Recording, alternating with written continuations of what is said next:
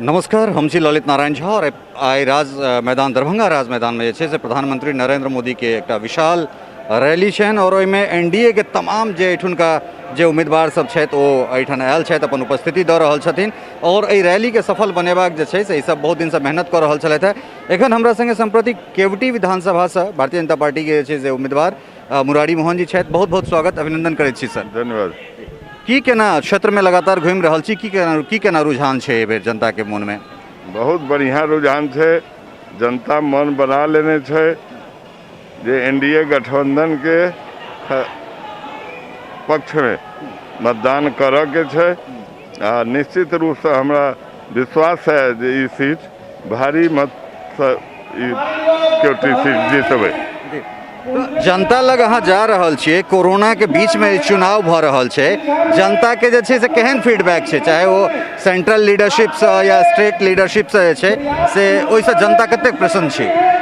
Corona वाला एकाध दू जगह लोग सवाल उठेलके, मगर और कतौ कोनो चर्चा नहीं छै, क्योंकि भ्रमण के क्रम में कोरोना के एकाध दू जगह छोड़ के और हमरा कतौ कोनो क्वेश्चन क्यों नहीं केलक हन।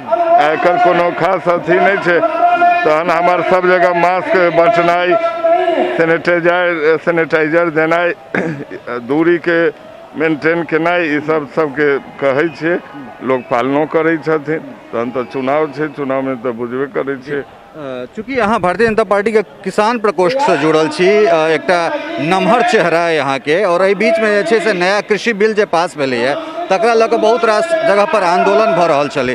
तऽ की एहि आंदोलन के कोनो एहन चीज अपना क्षेत्र में या अपना ओहिठाम मिथिला में या बिहार में देखा रहल छै? देखो, किसान के बरगलाबा लेल जे जब तक कतौ एनडीए गठबंधन के अथवा भाजपा के सरकार नहीं छै, वही सरकार के राज्य में कृषि बिल के खिलाफ कयल गेले हन। अन्यथा कृषि बिल कृषि सबके हित में इतने बड़ा फैसला लगातार प्रधानमंत्री जी खास करके किसान के बारे में सोचलखिन हन। किसान के आमदनी 2022 तक केना दुगुना हो, वही रोड प्लान पर माननीय प्रधानमंत्री जी काज कर रहे हैं। चूँकि अहाँ बहुत एक्टिव छी मिथिला मैथिली के लऽ कऽ, और ई सरकार जे छै से समय दर समय किछु ने किछु मिथिला मैथिली के लऽ कऽ करैत रहलैए, तऽ की केना प्लान है? अगर अहाँ के विधानसभा पहुँचबाक अवसर एहि क्षेत्र के जनता दैत छथि तऽ की अपने मैथिली में शपथ सहित मिथिला मैथिली के लेल आवाज उठेबै? हम निश्चित रूप से मैथिली में शपथ लेबै। मिथिला मैथिली के विकास ले जे कोनो बात हेतै ओहिमे हम कहियो पाछू नहीं हटबै। कारण मिथिला दोसर दल के शासन काफ़ी दिन तक रहले, उसके कारण काफ़ी पिछड़ गए हैं।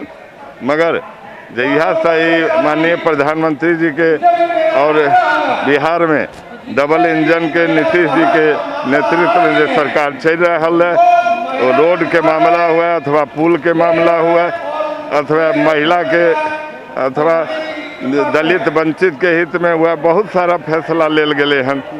हाँ, वो निश्चित रूप से अतः के जे छै जनता यही सब कारणे भारतीय जनता पार्टी एनडीए के पक्ष में छै। रोजगार के लऽ कऽ जे छै से युवा में असंतोष छै, एकरा पर जे छै से युवा के की संदेश देबऽ चाहबै अपने?